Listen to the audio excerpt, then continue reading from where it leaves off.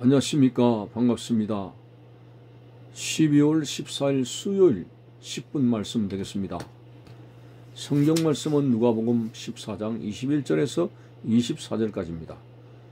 종이 돌아와 주인에게 그대로 구하니 이에 집주인이 노하여 그 종에게 이르되 빨리 시내의 거리와 골목으로 나가서 가난한 자들과 몸 불편한 자들과 맹인들과 전원자들을 데려오라 하니라.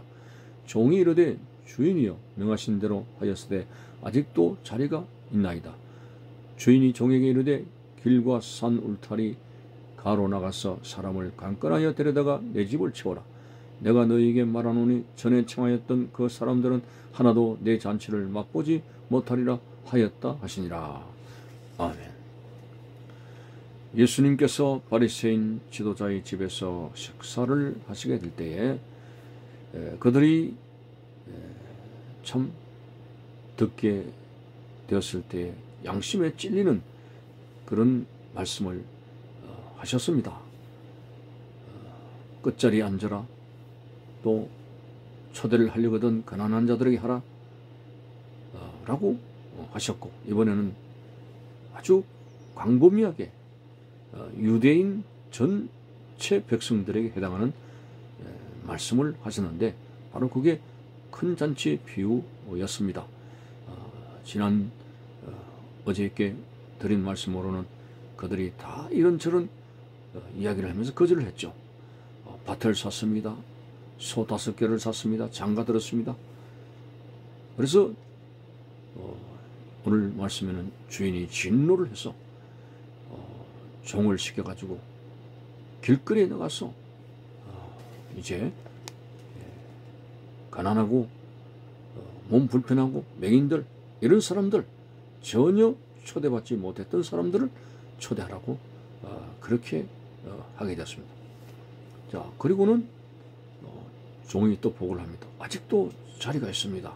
그래 빨리 산 이제 울타리 가로 나가서, 길과 산 울타리로 가서 사람들을 강권해 가지고 데려다가 내 집을 채워라 라고 하십니다. 오늘 이 말씀의 비유는 어떤 것을 말하는지 어저께도 말씀을 했습니다만, 유대 민족 전체를 두고 하는 것입니다. 유대 민족들이 바로 유대인으로서 예수님께서 유대 땅에 오셔가지고 본 자손에게 이적을 행하고 기적을 행하시고 천국의 영생복락의 말씀을 그들에게 증거했습니다만, 종교 지도자들은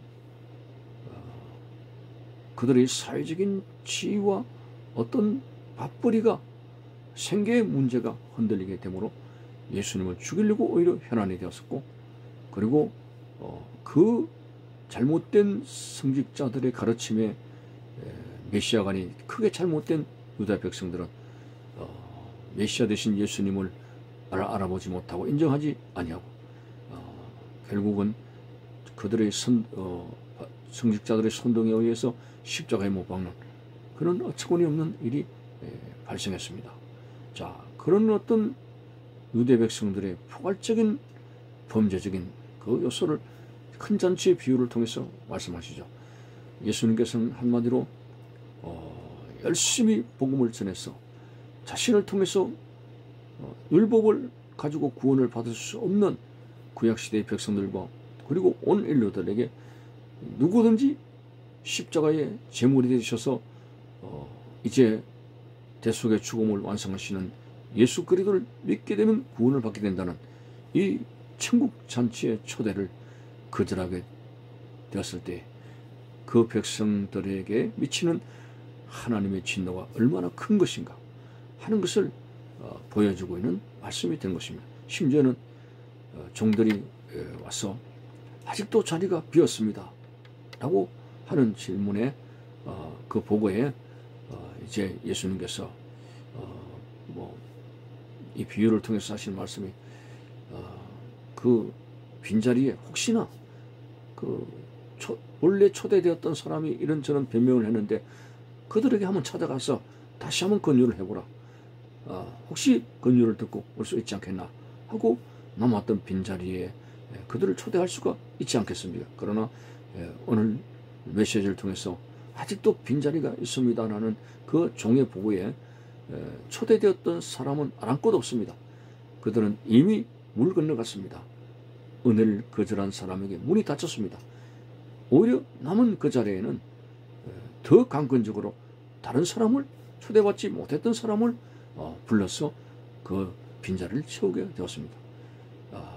한마디로 초대받았던 그 사람들이 하나님의 은혜를 망령되이 여기고 그 날에 이런저런 뭐 밭을 사고 장가 들고 이미 오래전부터 그 잔치집에 초대에 관한 그런 약속을 했는데도 불구하고 그 천국 잔치의 약속을 아주 우습게 여기고 뭐 장가 들고 뭘 하고 그렇게 했기 때문에 이들은 주인의 진노를 사서 남은 자리가 있지만은 한번 타협해볼 초대받았던 사람들에게 타협해볼 여지도 안 두시고 바로 강건적으로 다른 사람을 그 자리에 앉혀졌다는 것은 오늘 유대인들 복음을 거절했습니다.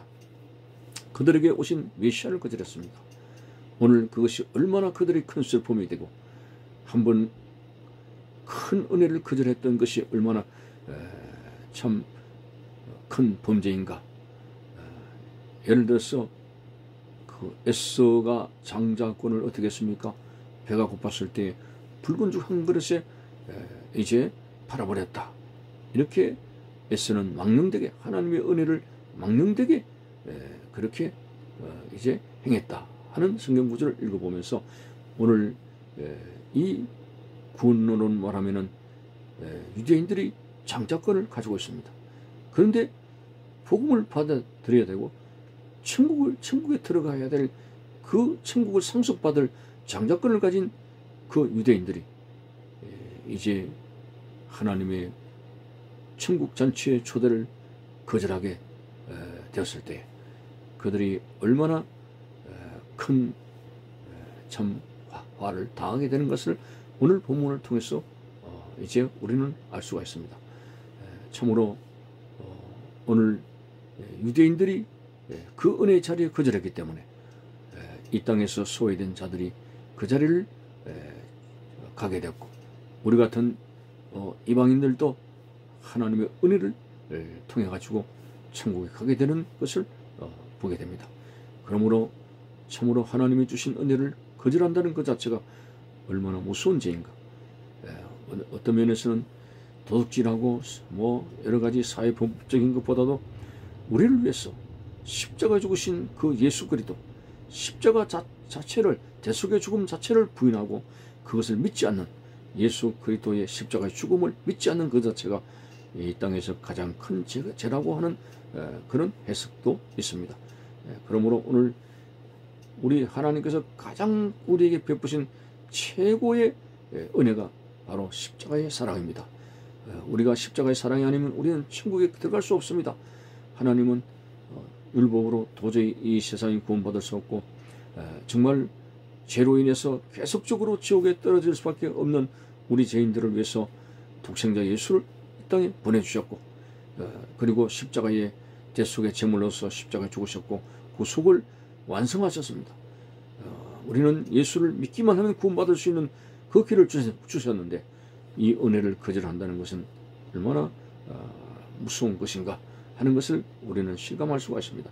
절대로 하나님께서 우리에게 베풀으신 이 구원의 은혜를 거절하는 자가 되어서는 안 됩니다. 본 자손인 이스라엘 백성도 거절했을 때 저렇게 버림을 당했거든. 그 본 자손 위에 접붙임을 받은 우리가 만일 교만한 마음으로 하나님의 이 복음 잔치의 말씀을 거절하게 되고 천국의 복음을 이제 우리가 받지 않게 됐을 때 또 우리가 믿다가 타락을 하게 되고 믿는 가운데서도 교만하여 하나님의 은혜를 저버리는 행위를 가지게 될 때 오늘 우리가 받는 진노가 얼마나 큰 것인가 하는 것을 생각해 보면서 지금은 구원을 받을 만한 때입니다. 지금은 은혜 받을 만한 때입니다. 특별히 이제 다시 오실 예수 그리스도를 대망하는 그런 시대에 살고 있다고 해도 과언이 아닙니다. 어쨌든 말세의 지말에 와 있는 오늘 우리들로서 초림 예수님이 아니라 다시 이 땅에 오실 예수님을 맞춰야겠어.